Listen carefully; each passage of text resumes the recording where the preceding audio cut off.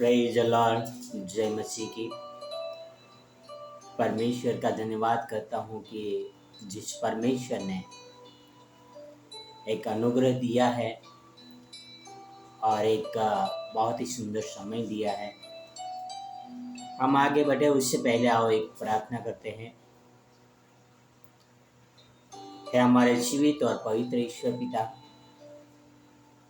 आपका कोटि कोटि धन्यवाद करता हूँ इस समय के लिए प्रभु आपने दिया है प्रभु, ताकि आपके वचनों के द्वारा मैं बातें कर सकूं पिता। आप अपने पवित्र आत्मा के द्वारा मुझे लीड करना, ताकि जो कुछ बोलो पिता आपके पवित्र आत्मा के द्वारा बोलो पिता, और हर एक का सुनने वालों पर आपके पवित्र आत्मा काम कर सके प्रभु। ये आपसे प्रार्थना, आपसे मैं विनती करता हूं पिता। हर एक के हृदयों को सुना पिता, हर एक के मनों को जांचना पिता, हर एक के अंदर पवित्र आत्मा देना पिता।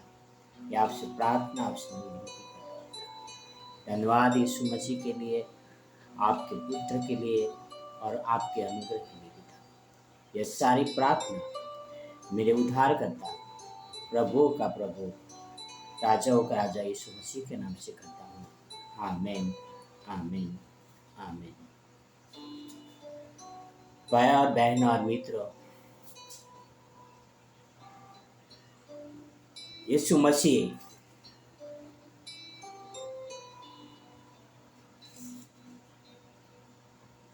हमारा पापों के लिए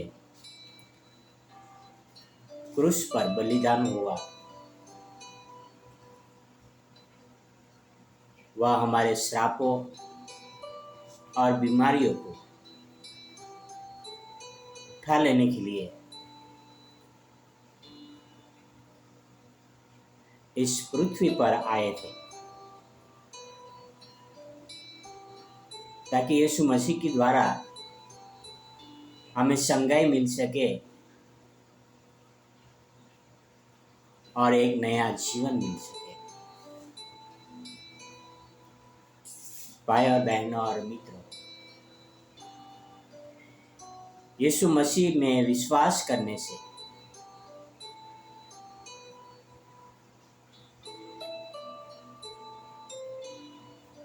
यीशु मसीह के नाम से बपतिस्मा लेने से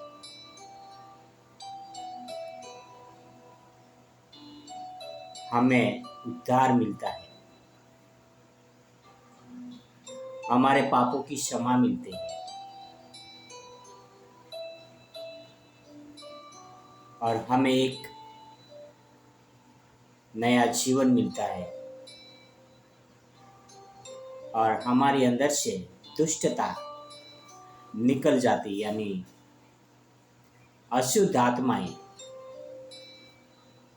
जो होती है वो निकल जाती है। यीशु मसीह को स्वीकार करने से और उनके पद चिन्हों पर चलने से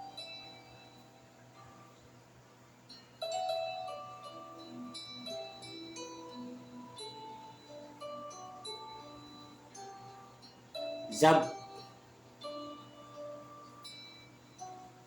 हम यीशु मसीह के नाम से बपतिस्मा लेते हैं या हमारे पापों को कबूल करते हैं, और जब हम पापों से मन फिराते हैं, हमारे अंदर की अशुद्ध आत्मा जब निकल जाती है, तो हमारा मन, हमारी आत्मा एक नया महसूस करता है, एक हल्का सा महसूस करता है। मुझे वो रात याद है, 25 मई 1992, जब मैंने बपतिस्मा लिया था अपने पापों से मन फिराया था, तब मैं एक बहुत ही हल्का सा महसूस कर रहा था। ऐसा लग रहा था कि मैं जमीन पे नहीं चल रहा, मैं अपने आप को पूरी तरह से आजाद फील कर रहा था, क्योंकि मैंने यीशु मसीह को पा लिया था।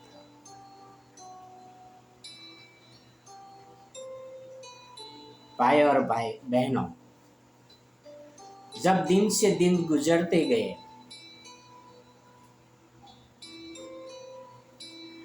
मैं कलीसिया के साथ, मसीह भाइयों बहनों के साथ, जब प्रभु में विश्वास करते हैं उनके साथ, जब मैं संगति में बने रहता था और मैं पवित्र आत्मा में बहुत ही मजबूती के साथ आगे बढ़ रहा था।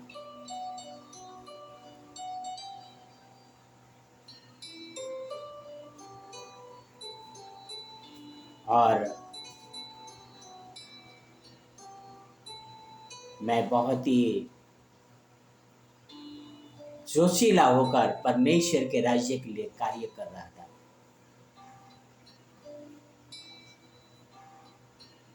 महीने गुजरते गए, सालों गुजरते गए, और धीरे धीरे मैं लुकवाम होते गया। मैं कलीसिया की संगति से, यानी चर्च की संगति से धीरे धीरे कम होते गया। पवित्र वचन पढ़ने का धीरे धीरे कम होते गया। प्रार्थना करने का धीरे धीरे कम होते गया। और मेरे अंदर से जो निकल गई अशुद्ध आत्मा, वह कहीं पर बसेरा ढूंढ रही थी। पर क्या हुआ? उनको बसेरा नहीं मिला।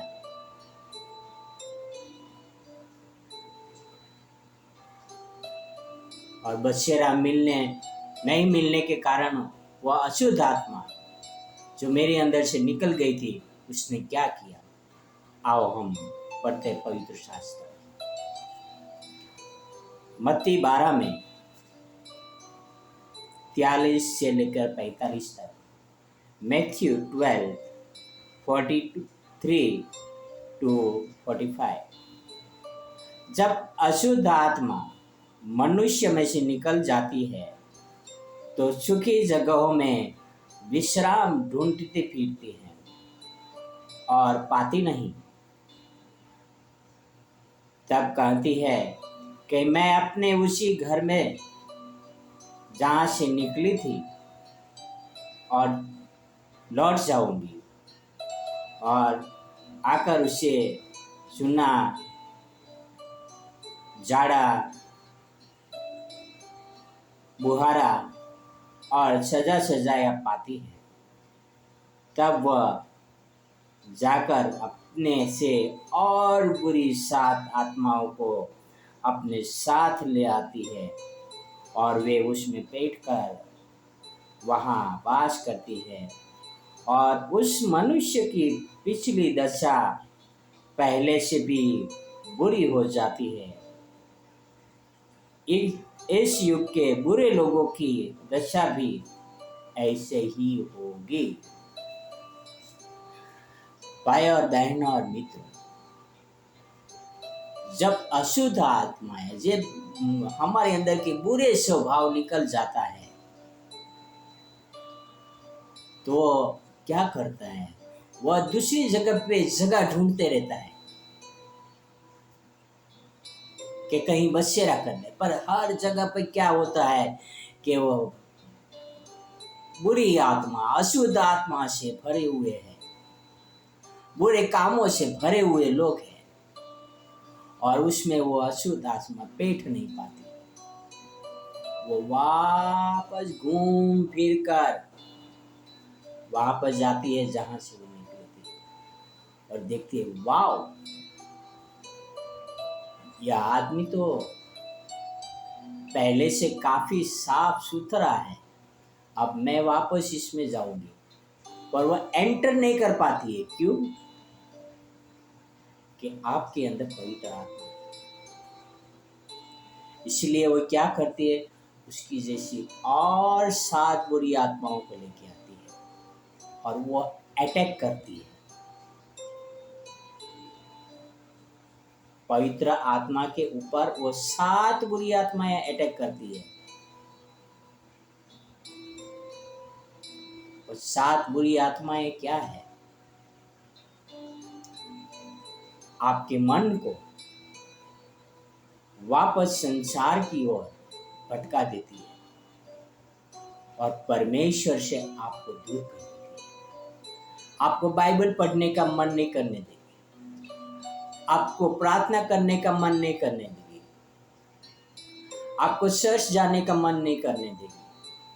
और वो अशुद्ध आत्मा आपको दिन पर दिन कमजोर करते आपके अंदर वो बुरा स्वभाव डालेगी जो पहले आप नहीं थे। और वैसा ही मेरे साथ भी हुआ था। जो पहला मैं बुरा नहीं था, उससे कहीं गुना मैं बुरा बन गया था। जब मैंने परमेश्वर का अनुग्रह को नहीं समझा था और वापस मैं अपने पापों के ओर लौटा था। भाई और बहन और मित्र, जब परमेश्वर हमें अनुग्रह देते हैं तो वह अनुग्रह को हमें समझना बहुत जरूरी है। और वह अशुद्ध आत्मा को भगाने के लिए हमें परमेश्वर के वचनों में, प्रार्थना में, कलीसिया की संगति में लगातार बने रहना जरूरी है। आज मैं आपसे सवाल पूछता हूँ, आपका पवित्र शास्त्र अध्ययन कैसा है? आपका कलीसिया के लोगों के साथ संगति कैसा है? आपकी प्रार्थना कैसी है? क्या आपकी प्रार्थना में पावर है कि आप अशुद्ध आत्मा को मारकर दूर भगा सके? आपका विश्वास आज परमेश्वर के प्रति कैसा है? भाई और बहनों, अशुद्ध आत्मा को भगाने के लिए आपको पवित्र बनना पड़ेगा, परमेश्वर का सहारा लेना पड़ेगा। तब जाके आपके अंदर की अशुद्ध आत्मा दूर रहेगी और किसी अशुद्ध आत्मा को आपके पास आने नहीं देगी।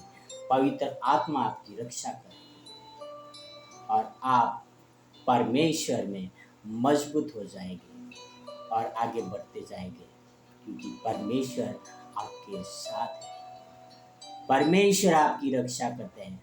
जब परमेश्वर का वचन आपके पास है तो परमेश्वर के वचन में और परमेश्वर के कार्यों में और लगातार बने रहें और परमेश्वर आपको आशीष से जरूर कर देगा।